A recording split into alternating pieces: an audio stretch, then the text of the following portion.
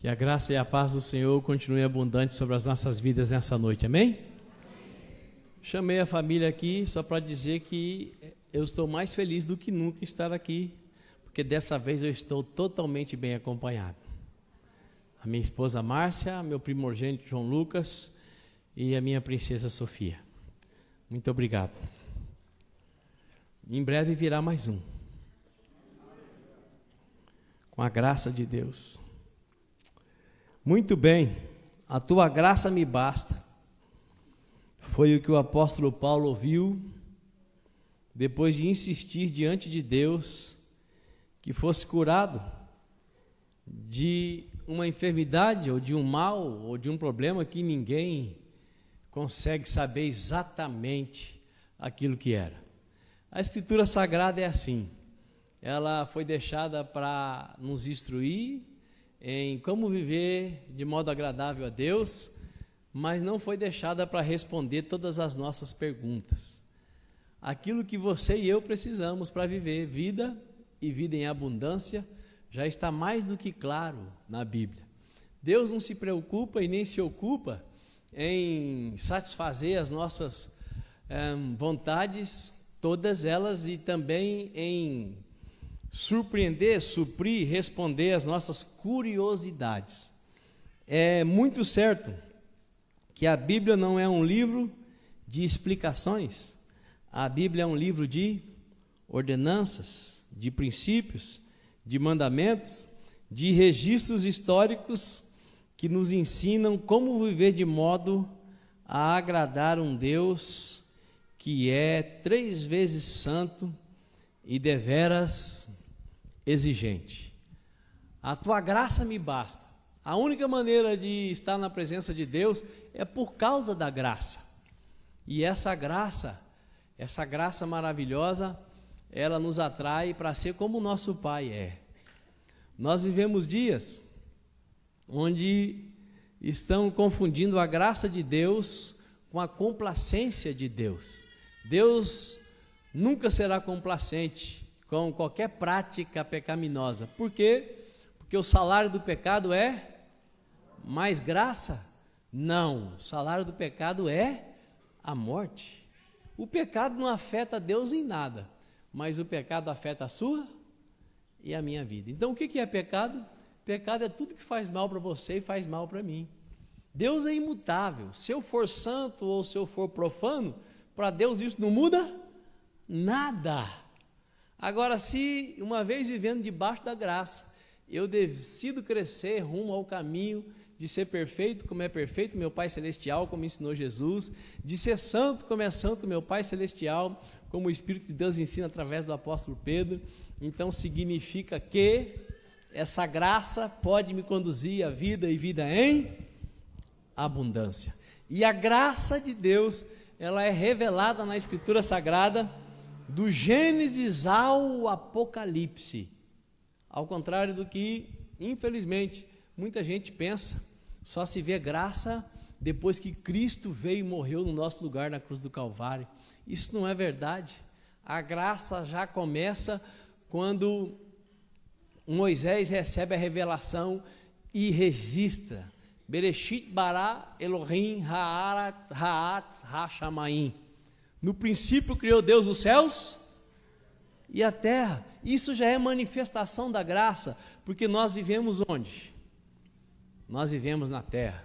E o que é que nos deixa mais admirados?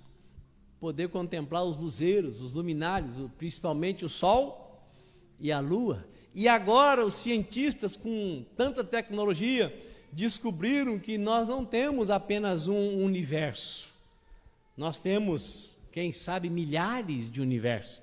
Aquilo que já era grandioso demais, agora ficou maior ainda. E isso tudo é obra das mãos do nosso Pai Celestial. O nosso Pai Celestial é o Deus de toda graça, é o Pai das misericórdias, é aquele que é longânimo, compassivo e assaz benigno, e a sua misericórdia se renova a cada manhã. Privilégio é poder ser chamado de filho de Deus. Maior privilégio ainda é viver como um filho obediente desse Deus tão gracioso. mas que não deixa de ser santo, santo, santo por causa da sua graça. E eu quero convidar você para abrir a sua Bíblia num dos livros menos desejados da Escritura Sagrada, mas recheado de graça, Malaquias.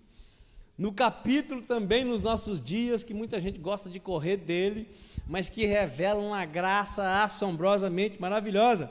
Malaquias, capítulo 3.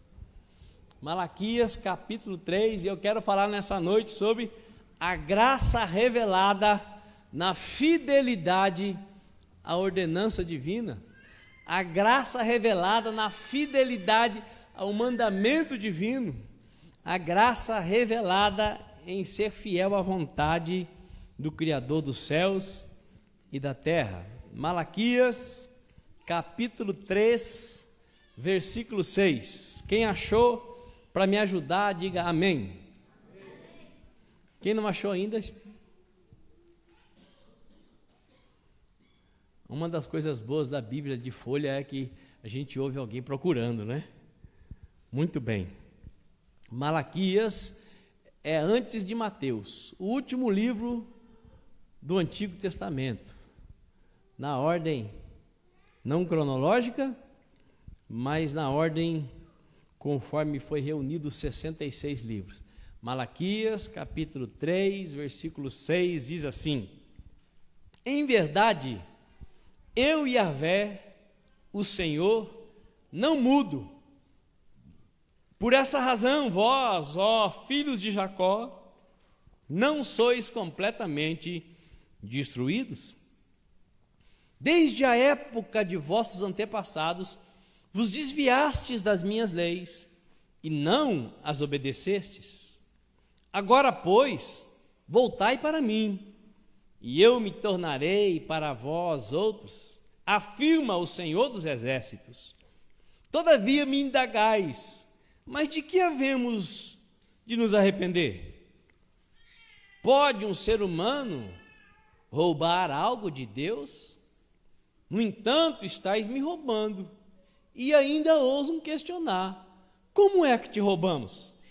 Ora, nos dízimos e nas ofertas? Estais debaixo de grande maldição, porquanto me roubais. A nação toda está me roubando. Trazei, portanto, todos os dízimos ao depósito do templo, a fim de que haja alimento em minha casa, e provai-me nisto, assegura o Senhor dos Exércitos, e comprovai com os vossos próprios olhos, se não abrirei as comportas do céu, e se não derramarei sobre vós tantas bênçãos, que nem conseguireis guardá-las todas. Também impedirei que pragas devorem as vossas colheitas, e as videiras nos campos não perderão seu fruto. Promete Yahvé dos exércitos, e todas as nações vos chamarão bem-aventurados, porque a vossa terra será maravilhosa. Promete o Senhor dos exércitos. Maravilhoso Deus, obrigado por esse tempo de adoração ao Senhor através dos cânticos, dos louvores. Bendito seja o teu nome pela vida desses amados que nos ajudaram como igreja a adorar ao Senhor através das nossas vozes. Glorificado seja o teu nome pela graça de nos reunirmos como igreja do Senhor nesta casa de oração. Exaltado sejas tu, porque o Senhor tem nos mantido com fôlego de vida. Nessa hora, Pai, o meu clamor é: aquieta os nossos corações, leva os nossos pensamentos cativos ao trono da tua glória, de modo, Pai, que o teu Espírito Santo se comunique de modo glorioso com o nosso espírito, através da proclamação da tua palavra, a fim de que o nosso entendimento seja, Deus, iluminado, o nosso discernimento seja inflacionado, e nós vivamos muito além de uma vida religiosa. Nos ajude, Pai, a te conhecer como o Senhor é, a entender como o Senhor quer que nós entendamos, ó Deus, para que dessa maneira nós sejamos sal para essa terra e luz para este mundo, é minha oração em nome de Jesus Cristo de Nazaré. Amém e amém. Muito bem. Como é que você ouve a leitura desse texto, ou ao ouvir, ou ler esse texto veterotestamentário do Antigo Testamento, o que soa mais forte aos seus ouvidos? Quando alguém diz, abra em Malaquias, capítulo 3, o que vem à sua mente? O que vem ao seu coração? Para muita gente, meu pai já vai falar sobre dízimo. E quando é um filho que rouba o pai, é pior ainda. Ele já rejeita essa passagem. Dia desses, lá na minha cidade, eu recebi a ligação de uma das ovelhas que eu mais tenho apreço. Alguém que eu amo muito. E esse amado me ligou e ele precisava de um socorro. Eu falei, rapaz, até quando eu vou te socorrer? Eu sou pastor e você é empresário. E Deus te abençoa de tal maneira que já está mais do que na hora de você ser um instrumento de bênção e de dar, do que precisar ficar pedindo socorro e recebendo. Aí ele disse, meu apóstolo, me perdoa, eu não entendo o que acontece comigo. E eu disse para ele, mas é tão simples o que acontece com você. Você é um filho que recebe milagre do pai, mas é um dos tipos de ladrão mais sem vergonha que eu conheço. Como assim, meu apóstolo? Porque você recebe milagre financeiro, você ensina as pessoas a serem fiéis, você prega muito bem sobre o assunto, mas você engana a você mesmo. E o cidadão começou a chorar do outro lado da linha, e ele disse assim, é verdade, mas essa é a última vez que eu vou ouvir isso. A partir de agora, minha esposa está do meu lado. O irmão falou chorando, e ele disse que seria fiel. Ele fez um voto com Deus. Em um mês, ele mandou uns 5 comprovantes de dízimo no meu WhatsApp. Irmãos, lá em Campo Grande, isso não é modelo para ninguém, mas lá não tem nome nos envelopes, nem de dízimo, nem de oferta. Então o cidadão não precisa mandar comprovante para mim. Mas ele fez um voto com Deus que todas as vezes que ele recebesse algo, ele faria o Pix e mandaria o comprovante.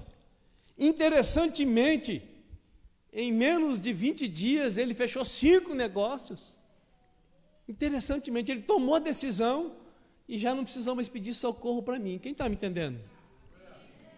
Quando nós olhamos para esse texto, nós já pensamos nessa questão de fidelidade e de infidelidade. Nós pensamos na cobrança, mas aqui está indo muito mais além do que isso.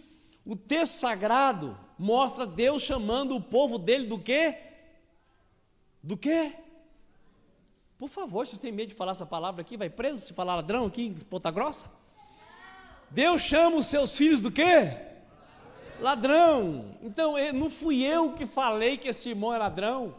É Deus que diz que quem não devolve a 10ª parte é o quê? É ladrão. Não é o pastor, o pregador que está dizendo. É Deus que diz. E a Bíblia diz lá no livro de Coríntios que os ladrões não herdarão. Pode ser ladrão batizado com o Espírito Santo, pode ser ladrão que profetiza, que expulsa demônio, que cura os enfermos. Agora, nós só podemos ser salvos pela graça. Pela graça sois salvos mediante a fé, e isso não vem de vós, é um dom de Deus, não é por obras. Mas para as boas obras, as quais Deus preparou para nós desde antes da fundação do mundo. E uma graça de Deus que está sobre a sua vida e sobre a minha vida é não precisar roubar. Sabe por quê? Porque o nosso Pai é muito rico. E o Novo Testamento ensina que é Ele que dá semente ao que semeia. Irmãos, isso é sério. Roubar nos priva da graça que nos basta. Então, quando nós lemos esse texto, o que vem à nossa mente geralmente é isso: cobrança de Deus, obrigação de dar dízimo. Mas esse texto vai muito mais além. Esse texto nos mostra o cuidado do Todo-Poderoso com as suas criaturas escolhidas, mas desobedientes. Me ajude por misericórdia. Diga para o seu vizinho: o livro de Malaquias ensina, revela o cuidado de Deus com as suas criaturas desobedientes, escolhidas, mas desobedientes. E talvez, meu irmão, você esteja aqui nessa noite e seja um escolhido, mas um escolhido desobediente. E esse irmão, que eu acabei de compartilhar a história dele, isso foi há menos de 40 dias atrás, é um sujeito recordista de milagres. Milagre não leva ninguém, amados, a obedecer, nem milagre financeiro. As pessoas só se tornam obedientes quando elas tomam uma decisão. E alguns até tomam a decisão, mas não tem vergonha na cara. Então tem que tomar a decisão e ter vergonha na cara. Sabe o que é vergonha na cara? Vergonha na cara é aquilo que está escrito lá no Salmo, que diz assim: o justo, quando empenha a sua palavra, ele fica no prejuízo, mas não volta atrás. A graça que te basta e que me basta é a que nos faz ser justificados diante de Cristo. Nós somos justificados pelo sacrifício de Cristo na cruz do Calvário. Nenhuma condenação há para aqueles que estão em Cristo Jesus. Os justos praticam a justiça. Os justos são aqueles que reconhecem: a tua graça me basta, e por causa dessa graça que me basta, eu recebo a revelação quando sou fiel ao princípio de Deus. Esse texto sagrado expressa muito mais a graça de Deus do que o peso da lei não cumprida. Porque veja bem, o Deus criador do céu e da terra chama o povo de quê mesmo? Me ajude. De ladrão. Ele chama de ladrão, mas ele diz: eu não quero que vocês continuem assim. Tornem para mim, eu vou tornar para vocês. Se vocês decidirem usufruir da minha graça, eu vou derramar tanta bênção que o celeiro que vocês têm não vai ter como guardar tudo. Quem está enxergando a graça aí? Levanta a mão. Quem está enxergando a graça? Esse texto está falando, irmãos, muito mais da graça, porque Deus já constatou: são culpados, todos, a nação toda está me roubando. Mas Deus chegou e mandou cair fogo do céu para matar todo mundo? Sim ou não? Não.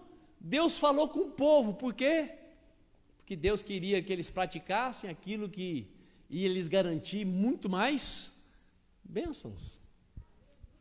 Interessante, a graça de Deus permeia cada página também do Antigo Testamento. Eu vou ler de novo, preste muita atenção. Em verdade, eu, Yahvé, o Senhor, não mudo. Deus é imutável. Por essa razão, vós, ó filhos de Jacó, não sois completamente destruídos? Desde a época de vossos antepassados, vos desviastes das minhas leis e não as obedeceste. Há quanto tempo esse povo estava desobedecendo? Muito tempo. Eles estavam desobedecendo há muito tempo. E olha só como Deus não vive de passado. Deus é um Deus de multiforme graça, de multiforme sabedoria. Enxergue como Deus não vive de passado. Por isso que está escrito que Ele lança os nossos pecados nas profundezas do mar do esquecimento. Olha o que o Senhor diz: vocês me desobedecem desde o tempo dos vossos antepassados. Agora, pois, voltai para mim, e eu me tornarei para vós outros. Veja bem, vocês estão me desobedecendo faz centenas de anos, mas agora, Se vocês se voltarem para mim, eu me voltarei a vocês. Isso é muita graça ou não é? O Deus do Antigo Testamento é diferente do Deus do Novo Testamento, sim ou não? Não! É exatamente o mesmo. É exatamente o mesmo. Mas o povo aqui, como diz lá no Mato Grosso do Sul, se faz de besta. Você sabe o que é se fazer de besta? Se fazer de besta é quando você já sabe a resposta e você faz a pergunta. Quem foi que comeu o pudim que estava na geladeira? O quê? Geralmente quem comeu é o primeiro a perguntar. Quando está no meio da criançada e alguma criança solta um pum naquele que comeu feijoada com repolho, o que soltou o pum, o que ele fala? Quem peidou? Em seguida ele diz assim: vaca amarela pulou a janela, quem falar primeiro? Psst.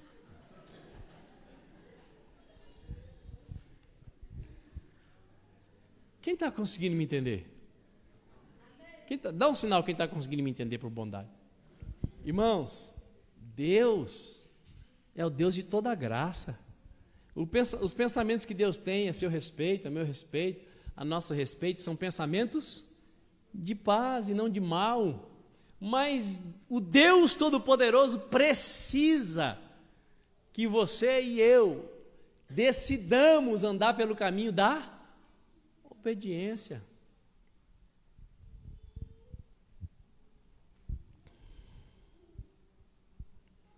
Israel só continuava a existir por causa da fidelidade de Deus. Porque eu não mudo, vocês filhos de Jacó. Jacó já tinha morrido faz mais de 2000 anos. Mas Deus ainda se lembrava da aliança que ele fizera com Abraão, com Isaac e Jacó. Deus não tem problema de memória. O Deus de Abraão, canta aí, de Isaac e Jacó é o mesmo hoje. O Deus de Moisés, de Josué é o mesmo hoje.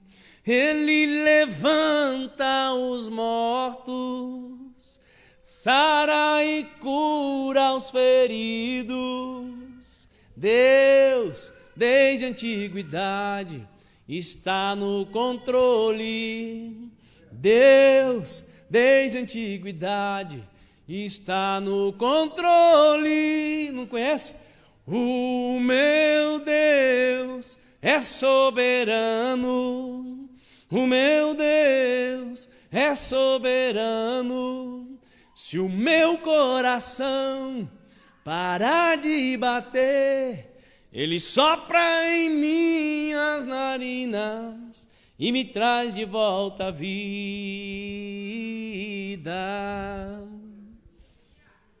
Quem não crê na soberania de Deus, não usufrui da graça de Deus, porque não consegue obedecer a Deus.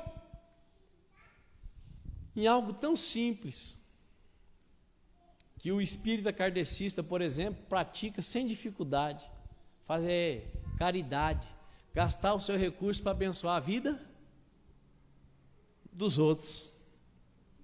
Israel só continuava a existir por causa da fidelidade de Deus, por causa da graça de Deus, fidelidade com os infiéis, manifestação de pura graça de Deus. Me ajude por bondade.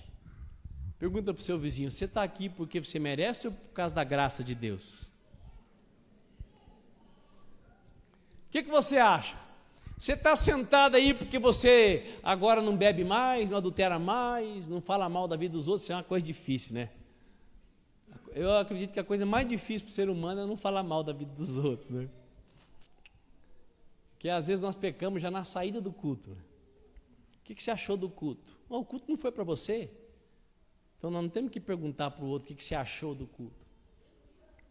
Puxa, olha, Deus aceitou o nosso culto hoje, Ele desceu aqui na igreja. Mas nós já começamos a pecar perguntando para o outro: o que você achou do culto? O culto não foi para mim, pergunta para aquele que recebeu. Olha, estava indo bem esses 10 dias, até chegar esse pastor lá de Campo Grande.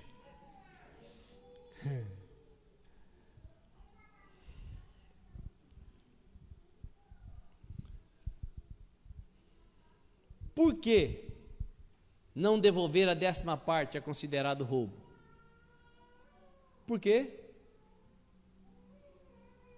Eu que trabalho, eu que com o meu suor conquisto tudo que eu tenho, por que você não devolver é considerado roubo?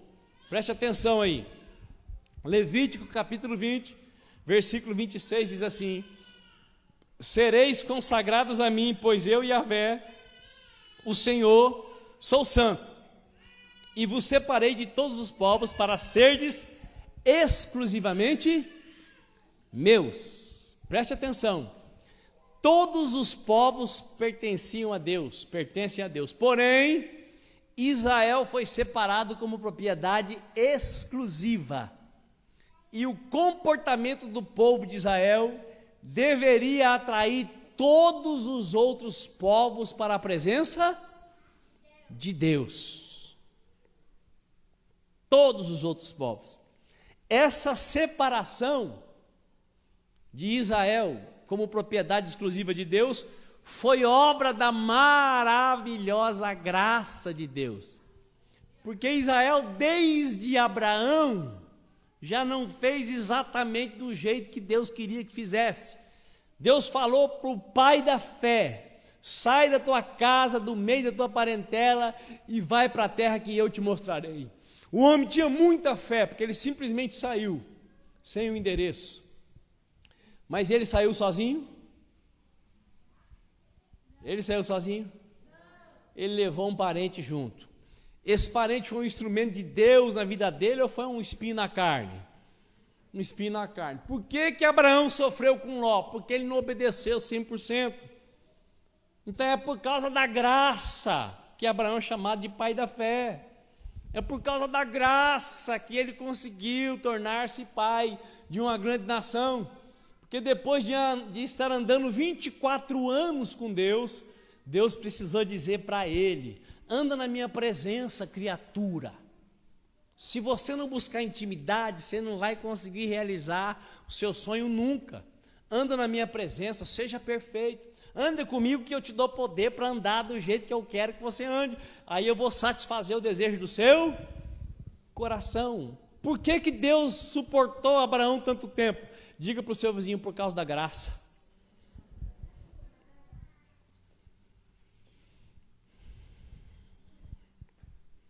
Abraão foi separado porque mereceu? Não, foi por causa do quê? Por causa da graça.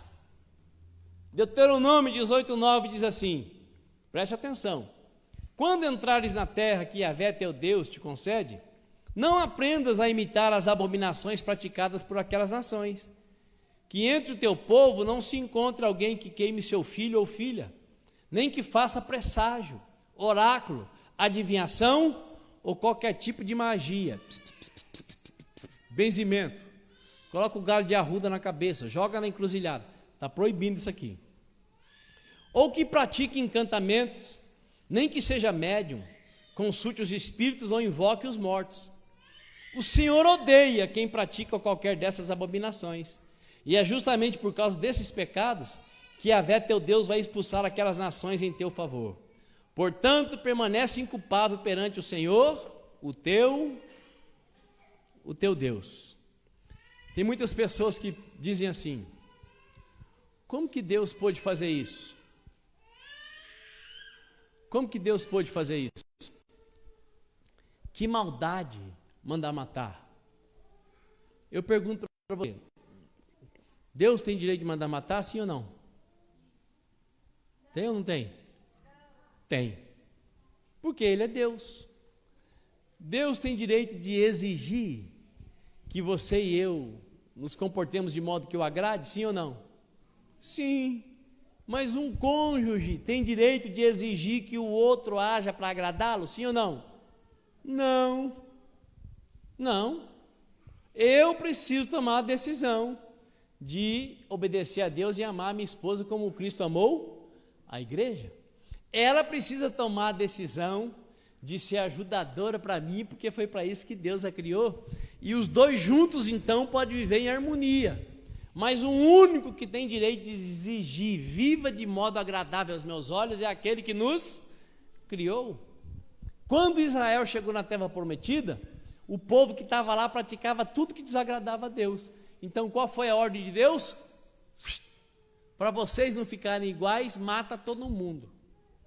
Aí no Novo Testamento está escrito assim: as más companhias corrompem os bons costumes, as más conversações estragam os bons comportamentos. Então, hoje a Bíblia não manda mais matar, mas a Bíblia diz assim: ó, nem sente com aquele irmão para tomar um café.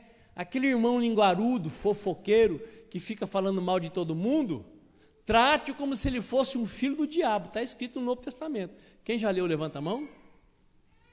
Olha aí, a Bíblia tem ensinamento. Então você sabe que a pessoa é terra ruim, você sabe que ela não muda nunca, erre o endereço dela, porque a graça de Deus não cobre safadeza, a graça de Deus cobre pecado. Tem gente que não quer a graça, porque a graça, ela transforma. Onde abundou o pecado, superabundou a graça. Hoje o evangelho anunciado na maioria das igrejas do nosso país, as megas igrejas, é um evangelho da desgraça e não da graça. Porque a graça me aceita no estado que eu estou, a graça de Deus, mas ela me leva a ser transformado de glória em glória, para ficar o máximo parecido com o meu irmão mais velho, com o nosso irmão mais velho. E qual é o nome dele? Jesus Cristo de Nazaré. O nome é Jesus. O nome é isso aí. Eu e você fomos salvos para ficarmos o máximo possível parecido com quem? Com Jesus de Nazaré. Eu ainda está faltando muito, e para você? Mas eu estou caminhando, estou ficando cada vez mais parecido. Ainda falta, mas eu não estou cansado de andar no caminho estreito e apertado. Porque Jesus diz que o caminho dele é estreito e apertado, mas conduz para a vida e vida em abundância. Salmo 24:1 diz assim: do Senhor é a terra e tudo o que nela existe, o mundo e seus habitantes. Então, quem que pertence a Deus hoje? É só a igreja? Não, tudo é de Deus. Mas Deus se relaciona intimamente com quem? Quem na terra pode ter intimidade profunda com Deus? A igreja. A igreja. Nós, você que está...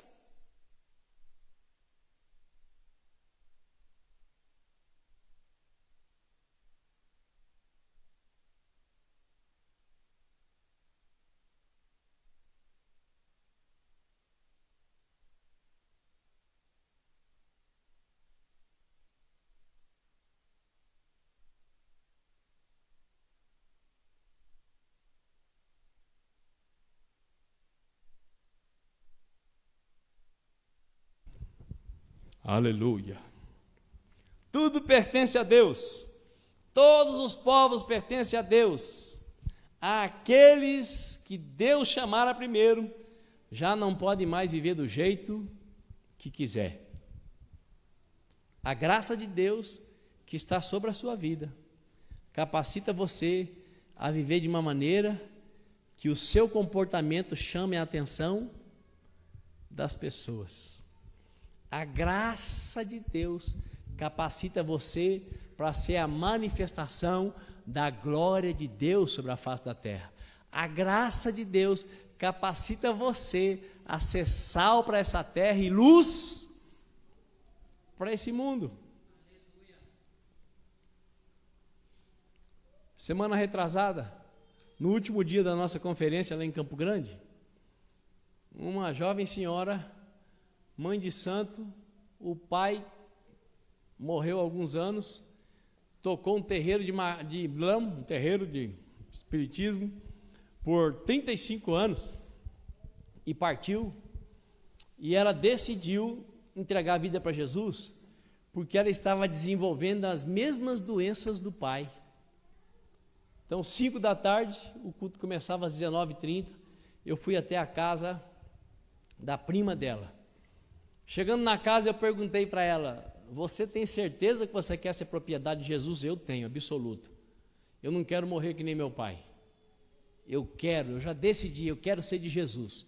E a minha mãe, a mãe que serviu o pai no terreiro pela vida toda e agora estava servindo a filha, a minha mãe disse que se ela vê diferença na minha vida, quando eu voltar para casa, ela também vai se entregar para Jesus. Eu falei: então ótimo, se você está decidida, nem vai ter manifestação demoníaca aqui, porque a Bíblia diz assim: sujeite-se a Deus, resista ao diabo e ele fugirá de vós. A graça de Deus é tão maravilhosa que se um macumbeiro decide seguir Jesus e abandonar os espíritos não podem mais ter domínio algum sobre a vida da pessoa. E ela sentou na cadeira, fez a oração de confissão, depois foi quebrando os pactos, e era milhares de demônios que ela tinha feito a cabeça. Vocês não sei aqui quem conhece isso, quem conhece um pouco disso aqui? Tem alguém? Muito bem. E aí quebramos todos os pactos que tinham que ser quebrados, depois oramos pedindo a Cristo que cumprisse a promessa feita por João Batista, que ele batizava com água, mas Jesus Cristo batiza com fogo e com o Espírito Santo. Pedimos que viesse o fogo purificador e depois o Espírito Santo capacitador, e aquela jovem mãe de santo, mãe de santo, caiu no chão e ficou ali alguns minutos fora do ar. Quando ela levantou, parecia que ela tinha feito a harmonização facial. E a coluna, que era assim, estava retinha. E ela, a primeira coisa que falou: a dor na coluna sumiu. E aí fomos para o culto, nosso último encontro lá na convenção desse ano. E no outro dia já veio notícia. Ela chegou em casa, a mãe dela perguntou: o que aconteceu com você? Ela disse para a mãe: eu entreguei minha vida para Jesus. E a mãe disse: eu também quero esse Jesus. Porque o semblante dela estava com a aparência de menos do que a idade que ela tinha. E quando nós estávamos lá conversando no começo, parecia que ela tinha 60 anos e não quase 40. E a coluna estava ereta. E no sábado nós fomos lá no lugar onde por tantos anos foi um terreiro. E a mãe, o marido e os filhos, todos entregaram a vida para Jesus Cristo. Sabe o que é isso? Obra da graça. E essa graça se movimenta na terra através da sua vida e da minha vida. Por isso, nós precisamos entender que a graça não é barata. Essa graça faz com que você e eu possamos realizar na terra tudo aquilo que Jesus realizou. Essa é a vontade de Deus para a sua e para a minha vida. Posso ouvir um amém? Amém. Todos os povos pertencem a Deus, todas as pessoas pertencem a Deus, só que a maioria não sabe, e alguns que já sabem não querem. Mas se você for fiel a Deus, nas coisas básicas, Deus vai te levar para as coisas grandes, e as pessoas vão conhecê-lo através de você, assim como você o está conhecendo. Posso ouvir um amém? Amém. Vamos voltar aqui para o Malaquias, e aí eu estou caminhando para o final já. No tocante à administração das finanças, o povo chamado por Deus, antes de todos os povos, por pura manifestação de sua graça, é instruído a devolver a 10ª de toda a sua renda e ainda lançar ofertas. Mas de repente você possa pensar assim, ou usar esse argumento: isso é Antigo Testamento. Então vamos para o Novo Testamento, para finalmente você sair do estado de alguém que não está usufruindo da plenitude da graça. 1 Coríntios 6,20 diz assim: pois fostes comprados por alto preço, portanto glorificai a Deus no vosso próprio corpo. Qual foi o preço pago por você? Baixo ou alto? Atos 20, 28, concluindo, Tende cuidado de vós mesmos e de todo o rebanho sobre o qual o Espírito Santo vos estabeleceu como episcopos, para pastoreardes a igreja de Deus, que ele comprou com o sangue do seu Filho unigênito. Mas fostes resgatados pelo precioso sangue de Cristo, como de cordeiro sem mácula ou defeito algum. 1 Pedro 1,19. Apocalipse 5,9. E eles cantavam um cântico novo: Tu és digno de tomar o livro e abrir os seus selos, porque fostes morto e com o teu sangue comprastes para Deus homens de toda tribo, língua, povo e nação. Nós que vivemos na presença de Deus, depois da vinda de Cristo, fomos mais do que escolhidos. Pela mesma graça de Deus, você e eu fomos comprados de volta para Ele pelo sacrifício de Cristo na cruz do Calvário. O povo de Israel foi escolhido. Você e eu fomos mais do que escolhidos. Nós fomos escolhidos e comprados. O apóstolo Pedro diz isso da seguinte maneira: porquanto estáis cientes de que não foi mediante valores perecíveis como a prata e o ouro que fostes resgatados do vosso modo de vida vazio e sem sentido, legado por vossos antepassados, mas fostes resgatados pelo precioso sangue de Cristo, como de cordeiro sem mácula ou defeito algum, conhecido de fato antes da criação do mundo, porém revelado nesses últimos tempos em vosso favor. Meu irmão, minha irmã, Jesus nos resgatou. Ele nos tirou do domínio desse mundo. Se você está decidido, se você é fiel, nada nem ninguém pode dominar você. Agora, se você, nesse princípio mais básico, onde Deus fala com tanta graça com o seu povo, não consegue se posicionar, você pode ter certeza que você não vai conseguir ser fiel como deveria ser ao seu cônjuge, aos seus pais, ao seu patrão, porque o ladrão, ele não tem intimidade profunda, conexão perene com Deus. Pergunta para o seu vizinho, você está entendendo? Por exemplo, o Brasil melhorou em 2023 ou piorou? Melhorou ou piorou? Todo mundo sabe que piorou. Por quê? Quem está governando é um justo? Não, todo mundo sabe que quem está governando é um. Todo mundo sabe. Pode ter sido descondenado, mas não tem como negar, não tem como apagar da história. Então, um ladrão não consegue fluir a glória de Deus sobre ninguém e nem sobre a sua própria vida. Ele pode até ocupar o lugar de filho, mas não usufrui da graça maravilhosa que um filho tem direito em plenitude. Quem está me entendendo? Quem aqui já leu o livro de Ruth? O livro de Ruth, ele mostra isso com muita clareza. Ele é um desenho do que nós falamos até aqui. Quando a Noemi perde seu esposo, perde seus filhos, e essa nora então decide acompanhá-la até que o resgatador, aquele que tinha o direito de resgatar a Ruth e assim suprir as necessidades dela e de sua sogra. Lá no Antigo Testamento, só um parente poderia ser o resgatador, porque esse parente que resgatava a pessoa que estava na berlinda, que estava mal, deveria tratar essa pessoa com muito amor, com muito carinho. Esse resgate era para livrar a pessoa do agiota. Alguém aqui já esteve na mão de agiota? Não é vergonha, às vezes acontece. Quem já teve? Olha aí, várias pessoas.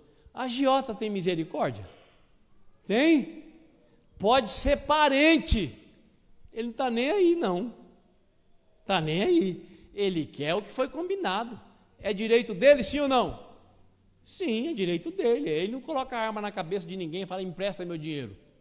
Quem vai, pega o dinheiro do agiota, acaba sendo um idiota. Vira escravo dele, está escrito na Bíblia. Está escrito? E era o que estava acontecendo com muita gente no Antigo Testamento. O povo estava fazendo errado, era o que estava acontecendo também no livro de Malaquias. Mas até que veio o resgatador. E quando Cristo, o nosso parente, o nosso irmão mais velho nos comprou, ele nos libertou do domínio do agiota. No caso, quem é o agiota que dominava a nossa vida? O diabo. Cristo, quando te comprou na cruz, ele te libertou do domínio do diabo. E agora nós vivemos debaixo do seu senhorio, do seu domínio. Então não é assim, agora eu sou crente, eu vivo do jeito que eu quiser, eu faço o que eu quiser, não. Se você de fato é cristão, se você de fato é crente, se você de fato é discípulo, você vive conforme a vontade do seu Pai celestial. Você deixou de ser escravo do diabo para ser escravo de Jesus. Só que o jugo de Jesus é leve, o seu fardo é suave, ou o seu jugo é suave, o seu fardo é leve. Então, se Cristo é meu dono, tudo que eu tenho pertence a quem? A Ele. Cristo é o seu dono? Tudo que você tem é dele. Mas o que eu ganho com o meu suor é dele também, porque sua vida é dele. O resgatador é aquele que revê as posses mediante a compra por prata e por ouro. Mas o nosso Jesus nos comprou a preço do seu próprio sangue.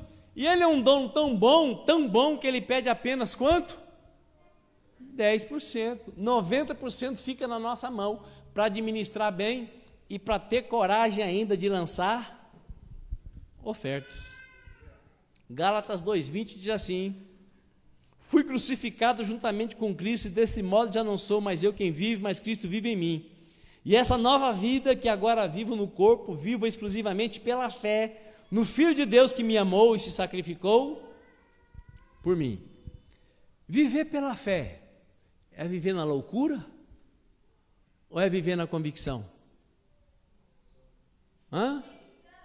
Porque para muita gente assim, viver pela fé é viver no escuro. Não é não. Viver pela fé é viver na luz, é viver fundamentado nas promessas de Deus. E Deus não é homem para mentir, nem filho do homem para se arrepender. Quem vive pela fé vive melhor do que qualquer um. Quem vive pela fé tem certeza da vitória, porque quem vive pela fé em todas as coisas já é mais que vencedor. Fique de pé.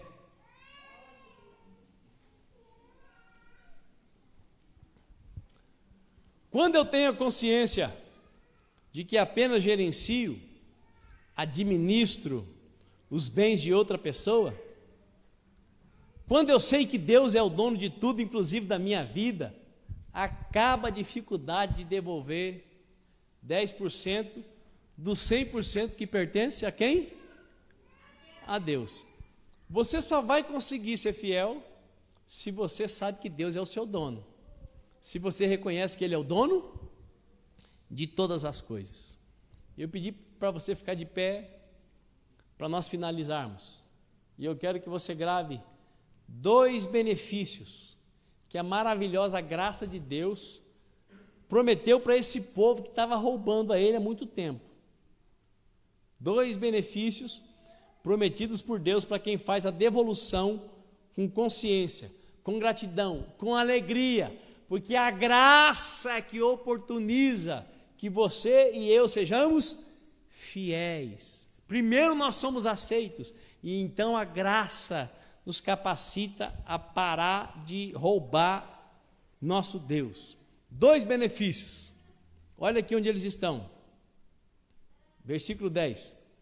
Trazei, portanto, todos os dízimos ao depósito do templo, à casa de oração, a fim de que haja alimento em minha casa, e provai, ministro, assegura o Senhor dos Exércitos, e comprovai com os vossos próprios olhos, se não abrirei as comportas do céu, e se não derramarei sobre vós tantas bênçãos, que nem conseguireis guardá-las todas. Segunda bênção: impedirei que pragas devorem as vossas colheitas, e as videiras nos campos não perderão o seu fruto, promete Yahvé dos exércitos. A graça de Deus dá para você e dá para mim a oportunidade de praticar os princípios.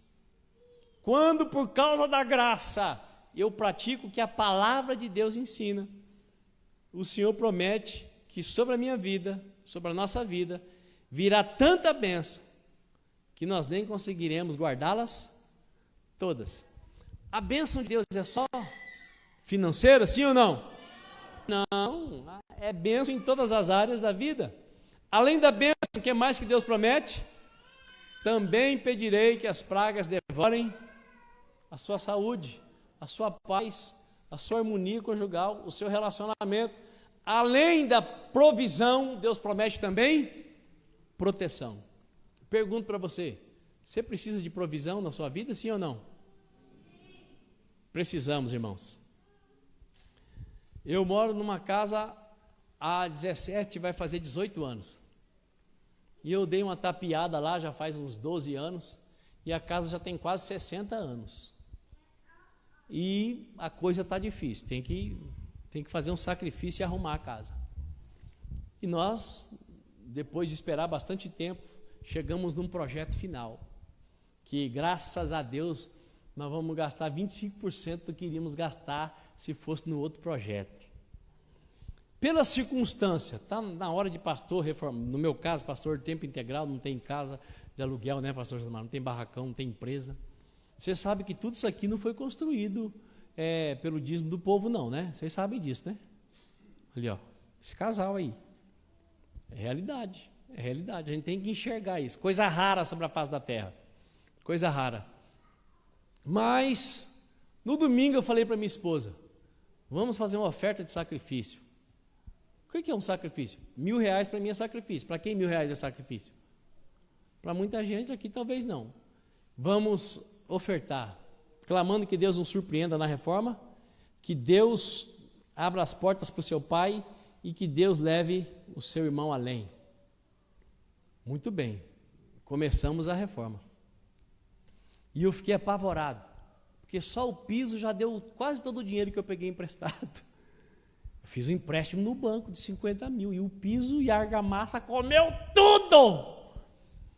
No caminho para cá, eu recebo uma ligação do irmão, para quem eu tinha que devolver um recurso. Ele falou assim: meu apóstolo, eu estou pensando, o senhor não vai precisar devolver, não? Eu quero abençoar a sua vida.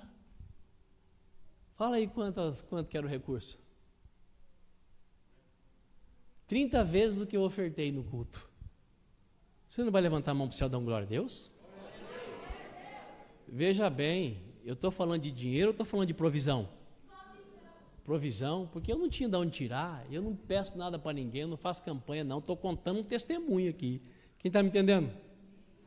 Eu ia contar só quarta-feira para eles não sabiam, acabei de contar. Estava judiando deles, eu ia contar só quarta-feira. Então veja bem, quando você usufrui da graça e anda no centro da vontade de Deus, Ele diz que vai derramar sobre você provisão e proteção. Quem está me entendendo? Provisão e proteção não é para filho que é ladrão, não. É para filho que sabe que a graça de Deus basta. É para filho que tem fé. É para filho que crê na palavra de Deus. Porque o filho que é ladrão, ele não acredita no pai. Ele arruma 1.500 desculpas para viver fora da vontade do pai, colocando a culpa em todo mundo e vivendo todo errado.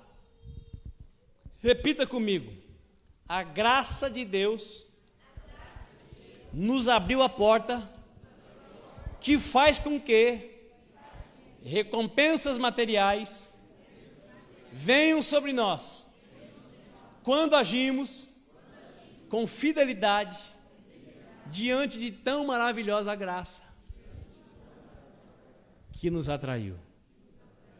Quem é que não precisa de coisas na terra? Quem? Todo mundo. Agora, você tem para quem pedir? Eu não tenho. Eu não tenho pai para quem pedir, eu não tenho ninguém para quem pedir na terra, mas eu tenho um pai que está sentado no trono. A tua graça me basta. O apóstolo Lucas, mas você já ajudou alguém a reformar alguma casa? Ih, Já perdi até as contas. A Bíblia é clara, aquilo que você planta, você não vai sabe quando, mas chega a hora. A tua graça me basta. A graça revelada na fidelidade à ordenança. Meu irmão, minha irmã, você só pode estar na presença de Deus pela graça. E essa graça deve te levar a viver a Bíblia, do Gênesis ao Apocalipse. Tudo que Deus tem para você vem por causa da graça. A graça que te leva a viver no centro da vontade de Deus. Amém? Coloque a mão sobre o seu coração.